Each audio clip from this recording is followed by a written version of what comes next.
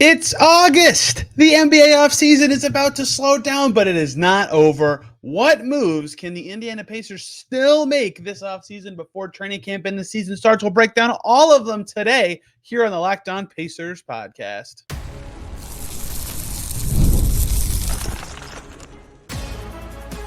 You are Locked On Pacers, your daily Indiana Pacers podcast, part of the Locked On Podcast Network, your team every day. What's up, y'all? Happy Thursday and welcome into another edition of the Locked On Pacers podcast, where we, of course, talk about the Indiana Pacers. As always, my name's Tony East. I cover the team for Forbes and SI, and today we are talking about transactions once again, except probably for the last time in a while. Longtime Locked On Pacers listeners know about this episode. Every year on the first day of August, we break down what moves the Pacers can still make in the current offseason. August is generally the time when things start to wind down, let's say, in the NBA offseason. Last year, the Pacers signed Kendall Brown on July 25th. The next time they made a transaction was September 25th when they signed some Exhibit 10 guys, and we'll talk about that later, right?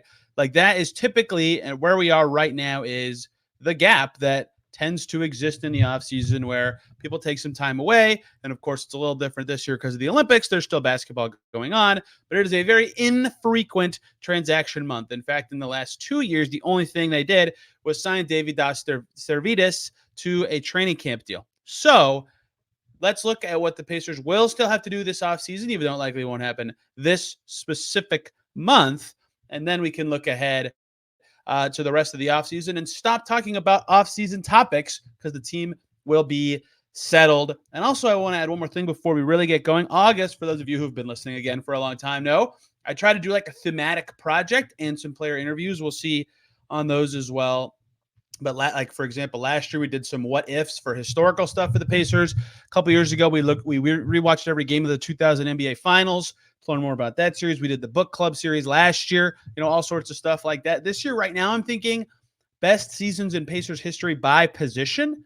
But if you have an idea, let me know, because I'm open to anything to get some history going this month. It helps me. It helps you. It helps us all. And what is not history is the offseason. Pacers have 15 players under contract. They have two guys with agreed to Exhibit 10s in Kisei Tominaga and Josiah Jordan-James, although that may not matter. We'll get to that. And they have two two-ways. So their roster spot number is somewhere between 2 and 4, and they can still do stuff this offseason. So what can they do? Well, let's start at the top of the list. And the reason I just listed the number of players the Pacers have, they can still sign guys, right? That is still actually allowed. Signing anybody at any time is permitted, including non-Exhibit 10 players. They signed Langston Galloway 2 summers ago on like September 28th or something like that, right? Him and James Johnson came in to be vets in camp.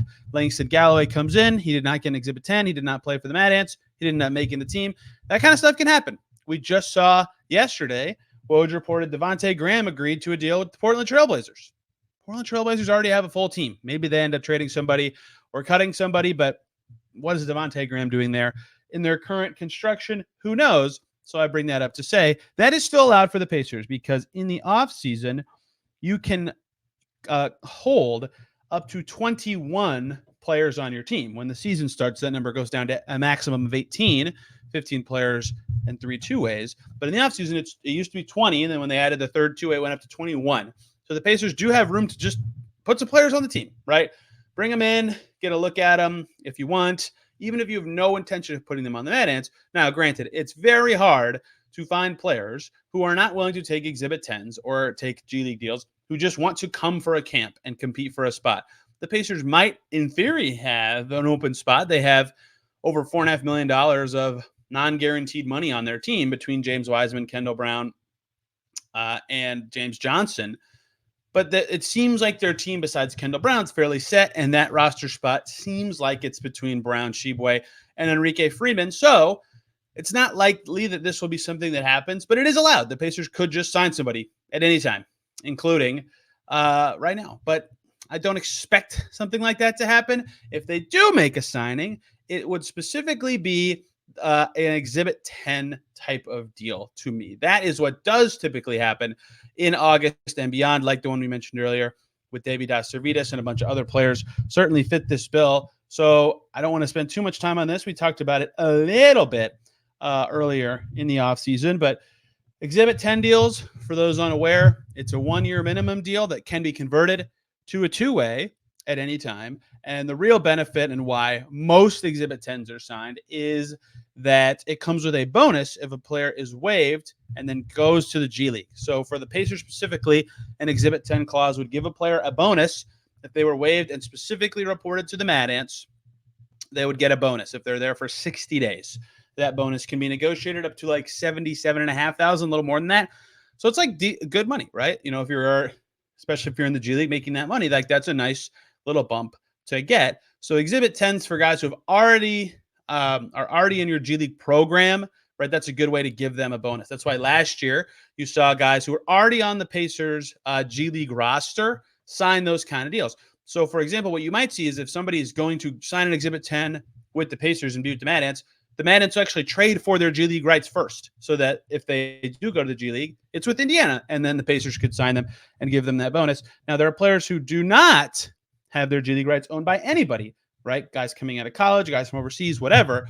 Those players are the ones that you see Exhibit 10s for without trades most of the time, and that's why, for example, Kisei Tominaga, Josiah Jordan-James, the two guys that we've heard the Pacers agree to Exhibit 10s with, they're coming out of college. So no G League team owns their rights. So the way this works is, I'm explaining a little too much here, but you have to be in training camp for one day where practice happens. You don't have, how much you actually do is fuzzy, but you know, that's why you see a lot of those transactions where guys sign and waive the next day. It's so that the team gets their G League rights. And so that is what I bet you see the most of in the next month or two of Pacers transaction is guys who are signed that are either already their rights are owned by the Mad Ants. For example, last year, many of you won't remember this, the Mad Ants traded for Craig Sword from the Capital City Go-Go. He had NBA experience with the Blazers before.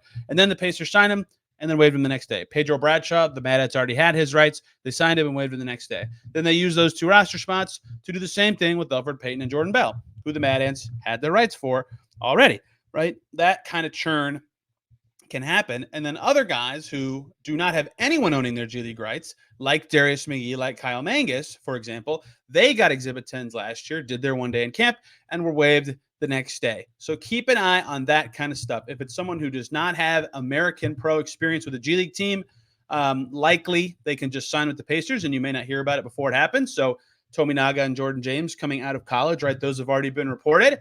They could get those deals. And then guys who aren't with the Mad Ants but would like to be. Mad Ants have a very empty slate kind of team right now. A lot of their guys going elsewhere, it seems like. You know, they could be guys you see the Mad Ants trade for. And the G League draft is also a thing that happens. So those are the transactions, signing-wise, specifically, that I think you'll see the most in the next couple weeks or months as the Pacers build it out. Now, with Exhibit 10s, oftentimes other teams bring them into training camp, see what they are, get them some reps with the NBA club, and then they're waived and go to the G League anyway. I would say out of all 30 teams, there's one per year where an Exhibit 10 guy sticks or gets a two-way, right? It does happen. It's not a valueless thing. It's exceedingly rare. The Pacers, considering the last 2 years, 3 years, 2 or 3 years, they've only had one Exhibit 10 guy actually in camp, and that was Servetus. Last year, they had none in terms of that kind of stuff. Because if you already know what your team's going to be, there's less value in that. I still think get your 21 in, evaluate as much as you can. But I guess understand using your resources as much as possible towards your NBA rostered players. So they haven't even had their Exhibit 10 guys like do a ton. They've been all in and out one day kind of deals. We'll see. But that is the headliner for what the Pacers and any team can still do really at any time, but specifically late in the offseason when the NBA club's already set is get G League stuff done and do any signing. The Pacers could tomorrow go out and sign Markelle Fultz. He's the best free agent available still probably. They shouldn't do that. It would make no sense, but they could. But more likely what you'll see is signings that are Exhibit 10s that help the Mad Ants, that could help the Pacers, that could be in the mix for two ways in the future, like a Kiefer Sykes kind of deal. He went from Exhibit 10 to Mad Ants to two-way. Like that kind of stuff is all possible. So keep an eye out for that kind of stuff. Let's get to more juicy, likely, easy to explain stuff. Some rookie options, trades, extensions, all the fun stuff to keep it going here on Locked On Pacers. Before we get into all that, though, we have to talk about the great people over at FanDuel. I love sports. I love them so much I never wanted to stop. Loving Olympic basketball. Tyrese Haliburton plays in about 20 minutes, but the playoffs are done in the NBA. The NHL is done. There's fewer games in the summer. It's just baseball right now. No WNBA. The sports are not sportsing like we all want them to. Thankfully, FanDuel lets you keep the sports going whenever you want. All you have to do, open the app and dream up bets anytime you're in the mood. And this summer, FanDuel's hooking up all customers, every single one, with a boost or bonus every day. That's right. There's something for everyone, every day, all summer long. So head over to FanDuel.com and start making the most out of your summer on FanDuel with a daily boost or bonus. FanDuel is an official sports betting partner of Major League Baseball. We are back here on Locked On Pacers. Thanks for making us your first listen today and every single day. Or second listen, Locked On Grizzlies. Luke Kennard back with the Grizz, 1 year, $11 million. Ooh, interesting for Kennard to get that much. He's a good player, but it's very late in the summer. Musa Diabite, I might have said his name wrong. Bye-bye. He's going to get waived for sure, given the Grizzlies' tax situation. It's a guess, but I will strongly predict that, I would say. Let's keep going on transactions. It's August 1st. Trades are still possible. Trades are allowed at any time, in theory, as long as they're legal. Pacers could make a trade anytime. Right now, up to when the season starts, they haven't made a trade this deep into the offseason in a long time. They made the big DeAndre Ayton signing like July 15th. That was a pretty deep into the offseason deal, but trades this late are pretty rare unless it's a player who is like obviously in the trade mix anyway. The last time the Pacers made a truly off-season-y trade was October 6, 2021. After the offseason had mostly gone by, they salary dumped Edmund Sumner to the Nets because he got hurt and was out for the season, and they needed that space. They ended up bringing in Brad Wanamaker, which did not work out, but the trade itself was fine given the Pacers' financial reality. So that is the kind of trade that could happen, is if circumstances change, someone gets hurt like that. That was not something that was specifically planned before. The addition I would make now, though, is trades are possible, although I would say leading up to the season, there's no one on the Pacers that actually makes sense to actually trade now. Their team makes sense. The run it back plan makes sense. And it seems like everybody except for Jarace Walker has a role that is going to make sense given who they are and what their career has been up to this point. And even Jarace Walker, like, it's just because the Pacers are deep. So there's not like an obvious trade thing for them to do. That said, August 6th is in 5 days. That is, for those who care, the date that Lauri Markkanen is eligible for a renegotiation and extension. And it's probably a pretty hard deadline for a lot of teams with trades, not because any other team can renegotiate and extend, but because if he does renegotiate and extend the day after, he could not be traded this season at all. If he renegotiates and extends on the 6th, he could be, but why would he do that if he could have more control? So we'll get clarity on that situation in the next 5-6 days, which matters because then the Jazz can actually finish up their summer, do some salary dump stuff like that. So maybe there will be this year, unlike some past years, some trades in early August. I don't know if I don't personally expect Markkanen to get dealt out. I'm not a Jazz guy, but that there could be other stuff that happens there. Brandon Ingram's still floating out there. Super weird to me. The Pelicans are trying to be good and they have no high quality centers on their team. But I, again, do not cover the Pelicans. Jake Madison for Locked On Pels for that, or David Locke on Locked On Jazz for more on those situations. Either way, you could see a trade in the next 5 days in the league. And if dynamics change, obviously more stuff becomes available. Don't rule anything out in that way, right? And because a team is not technically, air quotes, done with their business, some guys who are looking for opportunities or waiting to see what's out there could be waiting for that. And that could be, an interesting date for a Freeman Shibwe finishing up what they're going to do, right? If the Jazz do all their signings and figure out what's available to them, or the Cavs who haven't done any of their two-way stuff yet, maybe they are thinking about Ingram and then they won't if the Pelicans aren't going to do anything because there's just a lot of ripples. I don't anticipate the Pacers being involved in a trade, especially when involving those star players in the next 5-6 days. But I do think it could lead to deadline spur action, right? That's one of the common NBA tropes. And there's a deadline coming up. So there should be some stuff happening. and there could be trades around the league. I don't expect the Pacers to be in them in a significant way or even really a minor way, but it could lead to transactions elsewhere in terms of signings, two ways, finalizing all that stuff for teams looking around. So the Pacers specifically could make a trade at any time. I don't actually think they will.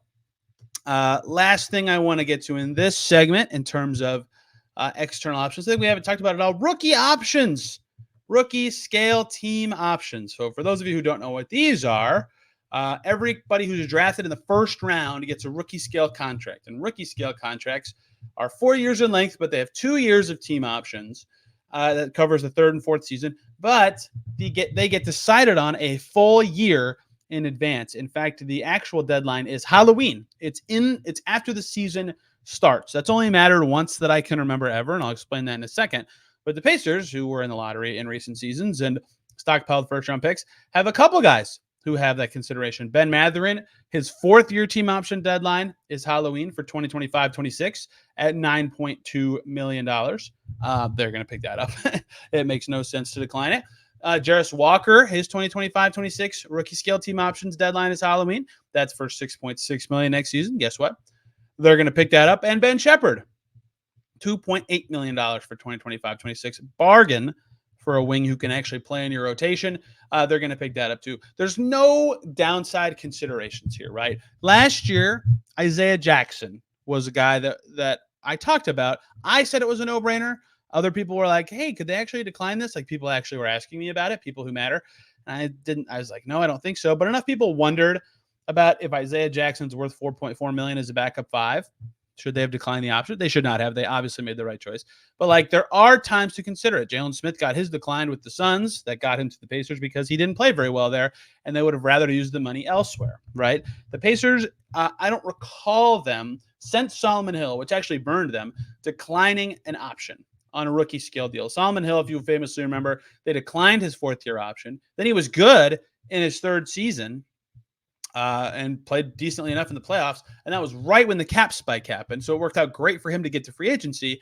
So the reason teams don't want to decline options, unless it's like so obvious they should, is because if you decline an option, you can't pay that player more money than that option was worth in that season, right? Because the league doesn't want teams to get around the rookie scale by just declining a third-year team option and then bumping their salary up to the max. So that's why the Pacers were limited in paying Jalen Smith 2 years ago, and they did the player option in the starting thing, and it worked out, but that was, a limiting factor.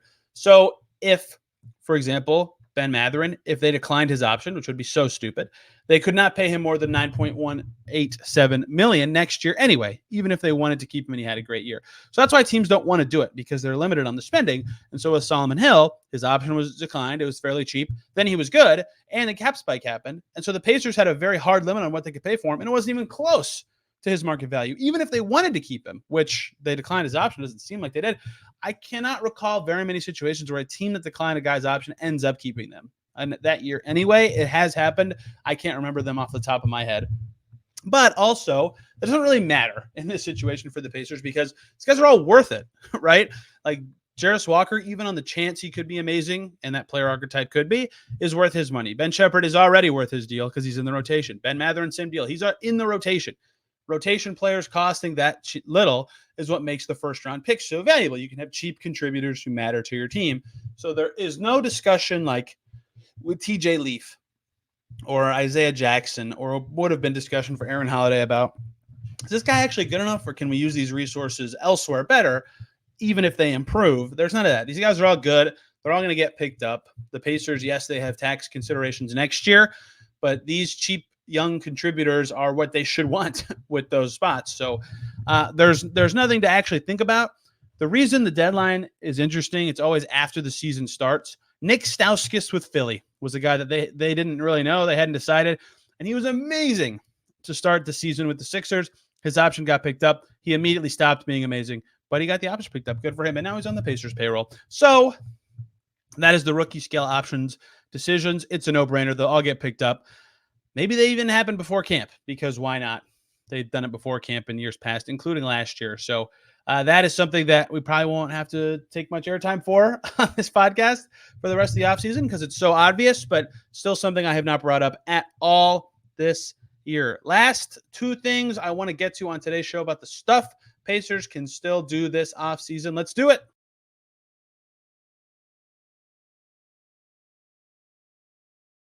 And we're back here on Locked On Pacers. Thanks for making us your first listen today and every single day. Your second listen should be Locked On Knicks. Precious Achiuwa back with the Knicks. We found out from the press release before the newsbreakers got it. A miracle. Bravo to the Knicks for doing that. Okay. Exhibit 10s. We've done rookie scale options. We've done last year, by the way, the Pacers did their rookie scale options on October 13th. So a bit into camp, but before the season actually started. The other stuff the Pacers can do this summer, we just did a whole podcast on, and that is extensions. They already did an Emhard. TJ McConnell is extension eligible. Again, I did a whole segment on this a couple days ago this week, so I'm not going to do this too much. A lot of you already heard this information. For those who didn't, TJ McConnell is eligible for 4 years, about $81.5 million extension. It could be less than that, but if it fits in those parameters, it's good to go. He's a good player who fits the team style. That makes him a candidate to stick around, obviously. They very much like him. He likes it here. He fits very well. That's all awesome. And yet their money situation makes it tricky, right? In future seasons, they have guards already. He's going to be an unrestricted free agent next year. They're flirting with the luxury tax next year. Extending him would make that even tougher. Myles Turner's going to be a free agent for sure next year because he's not extension eligible.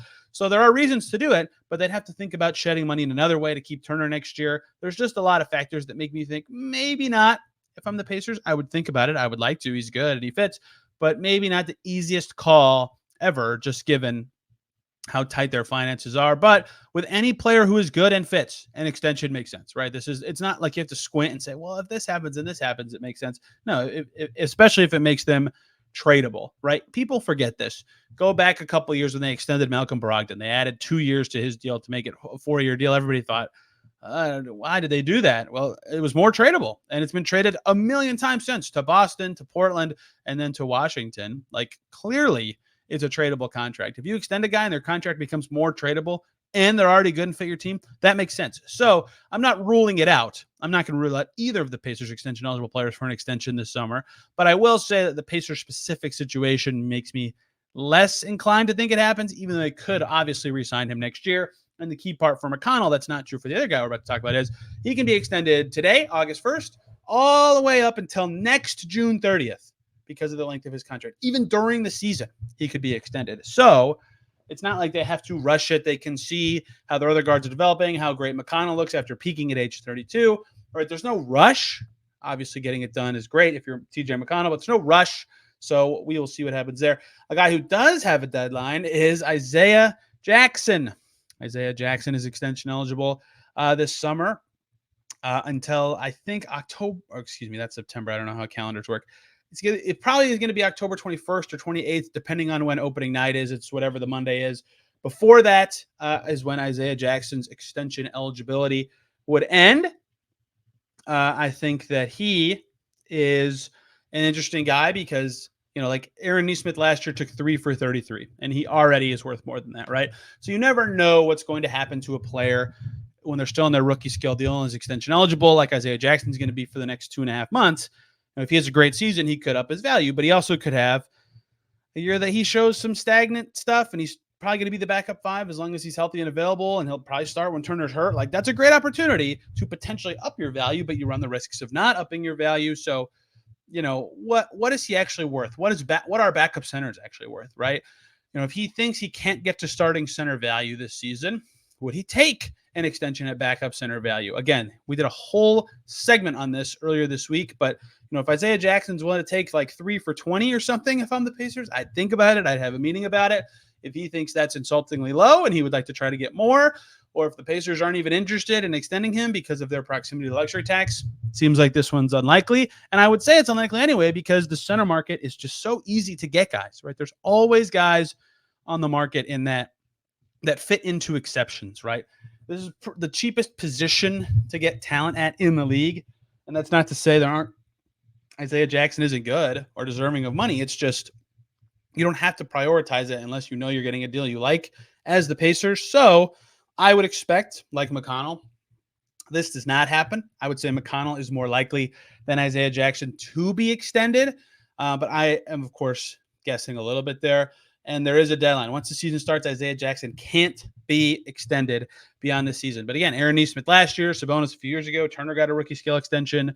It has happened. The Pacers have done these in the past with players who are deserving of them, and all those deals turn out to be pretty good for the Pacers at just about every turn. Turner's got renegotiated and extended. Sabonis was very a two-time All-Star, making $18 million, very undervalued, and then he got traded for Haliburton, obviously. And Aaron Nesmith is already a bargain and hasn't even started. It starts this coming season. So if you think you can get a bargain, you just do it because it ends up working in your favor a lot. But obviously, if you think you can get a bargain, the player does not think it's a bargain, or else they wouldn't take it. So that's the reality for the Pacers with extensions, and that is the list of stuff the Pacers can or could still do from a roster perspective for the rest of the offseason. Now, they could do anything that fits into those categories. They have all their exceptions to make it happen if they wanted to, but I think they are pretty close to done. Their salary structure looks very deliberate. Their team makes sense. Their rotation makes sense. Their talent makes sense. So I think there's going to be a lot of G League stuff that you see going on. I think there's going to be a lot of rookie option stuff going on. And I think that's about all you'll see the Pacers do for the rest of this offseason, which we did the grades yesterday. Makes sense. They had a pretty good summer already. Now I have to add one more thing that I forgot. James Johnson's deal with the Pacers is not fully non-guaranteed like it was 2 seasons ago. It is, according to a report from Michael Scotto, $750,000 of it is guaranteed, which is a couple months of time. So seems like he'll get to A, be on the roster, which we already thought was the case anyway, and B, get to the league-wide cut-down date before another decision is made about his spot on the team. And they have other non-guaranteed guys. In fact, a total of over $4 million for the Pacers of non-guaranteed money that they could clear by waiving their non-guarantees, but then they'd have to fill roster spots and not have much wiggle room to actually do it. Not a lot of value in doing that, but that is an option they have if they want to do any of the things that we talked about today with more flexibility. And that is your preview from now until training camp starts for the Pacers transactionally. If anything of note happens, we'll talk about it here on Locked On Pacers. Otherwise, congrats, you made it through the transaction cycle of the offseason for the Pacers. Tomorrow, we're going to talk about the Olympics. Andrew Nembhard's team, as it stands, is 2-0. Tyrese Haliburton's team plays about right now for their second game. How are those guys doing? What are their spots looking like? And we'll fit in one other segment. And then next week, we'll get rolling on the heavy offseason stuff here on Locked On Pacers. Hope you guys enjoyed today's show. If you have questions about anything I said, I'm on Twitter at Tony R. East, and the show is there at Locked On Pacers, or comment down below on YouTube. You guys are the best. Thanks so much for listening. Hope you had a great July. We will see you tomorrow.